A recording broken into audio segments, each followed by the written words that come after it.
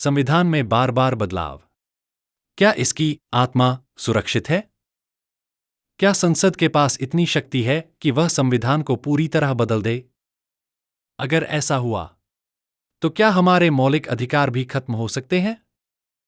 आज की इस वीडियो में हम जानेंगे उस ऐतिहासिक केस की सच्चाई जिसने संविधान की आत्मा को हमेशा के लिए सुरक्षित कर दिया। दोस्तों, मेरे YouTube channel legal information law insights में आपका स्वागत है। मैं एडवोकेट मुकुंद महाजन। सबसे पहले मुझे यह बताते हुए खुशी हो रही है कि कल मुझे YouTube का सिल्वर क्रिएटर अवार्ड प्राप्त हुआ है। यह सम्मान आप सभी के विश्वास और सहयोग का परिणाम है, जिन्होंने मेरे कार्य को देखा, साझा किया और प्रोत्साहित किया। मैं आप सभी का हृदय से धन्यवाद करता हूं कि आप इस यात्रा का हिस्सा बने। आपका यह समर्थन मुझे समाज के हित में कानूनी जागरूकता और ज्ञान फैलाने के लिए प्रेरित करता है। दोस्तों, यदि आपको हमारा कंटेंट उपयोगी लगता है, तो कृपया स्क्रीन पर दिख रहे जीपे QR कोड के माध्यम से 59 रुपये या 119 रुपये का योगदान देकर चैनल सदस्य बनने पर विचार करें। आपका सहयोग हमें उच्च गुणवत्ता वाली कानूनी शिक्षा प्रदान करने में सहायता करता है। अब हम इस वीडियो के विषय पर आते हैं। मामले का परिचय, निर्णय का विवरण। यह है ऐतिहासिक मामला। Kesavananda Bharati v state of Kerala. Citation 1973 4 SCC 225। Court, supreme court of India. Bench 13 जजेस कॉन्स्टिट्यूशन बेंच।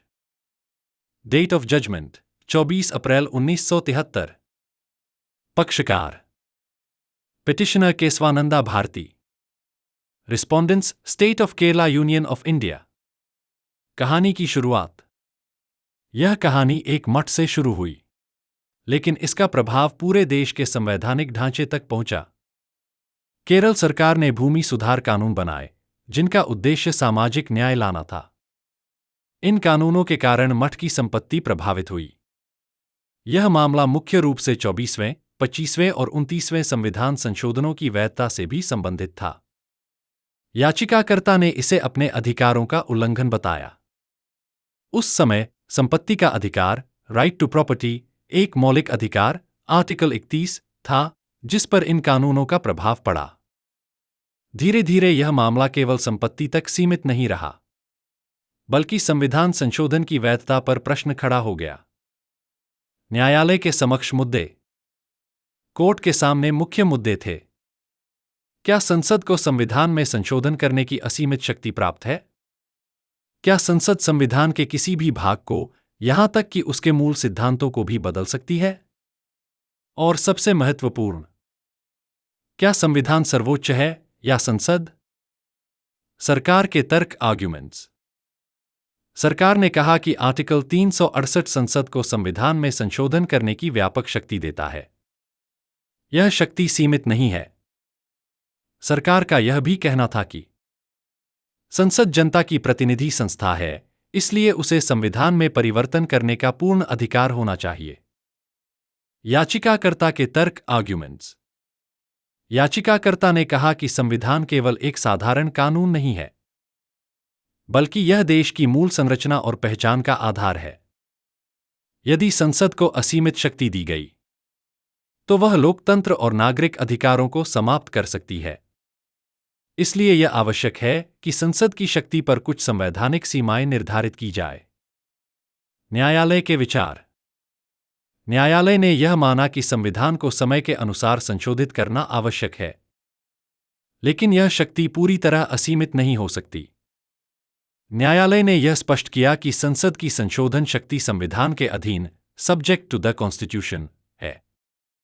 इस प्रकार कोर्ट ने एक संतुलन स्थापित किया, जहां संशोधन की शक्ति भी बनी रहे और संविधान की मूल पहचान भी सुरक्षित रहे। न्यायालय का निर्णय। 7/6 के बहुमत से न्यायालय ने निर्णय दिया, संसद संविधान में संशोधन कर सकती है, लेकिन वह संविधान की बेसिक स्ट्रक्चर, मूल संरचना, को नष्ट नहीं कर सकती। मूल संरचना सिद्धांत। न्यायालय ने यह सिद्धांत स्थापित किया कि संविधान के कुछ मूल तत्व उसकी आत्मा हैं। यह सिद्धांत न्यायालय द्वारा विकसित जजमेड डॉक्ट्रिन है, जो संविधान की व्याख्या से उत्पन्न हुआ है। हालांकि न्यायालय ने इन तत्वों की कोई अंतिम एक्सॉस्टिव सूची निर्धारित नहीं की, बल्कि कुछ उदाहरण दिए। इनमें प्रमुख रूप से शामिल हैं संविधान की सर्वोच्चता, लोकतंत्र, न्यायपालिका की स्वतंत्रता, विधि का शासन, संघीय ढांचा, भारतीय संविधान के अंतर्गत निर्णय का महत्व। यह निर्णय भारतीय संवैधानिक इतिहास में एक मील का पत्थर है।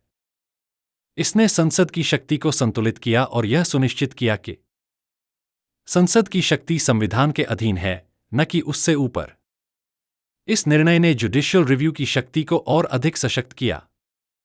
इस निर्णय ने नागरिकों के अधिकारों को मजबूत सुरक्षा प्रदान की और न्यायपालिका को संविधान का संरक्षक बनाया। समापन। यह केवल एक केस नहीं था। यह संविधान की आत्मा की रक्षा का ऐतिहासिक क्षण था।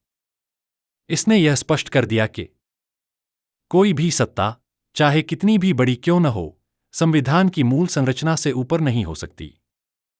इस वीडियो को देखने के लिए धन्यवाद।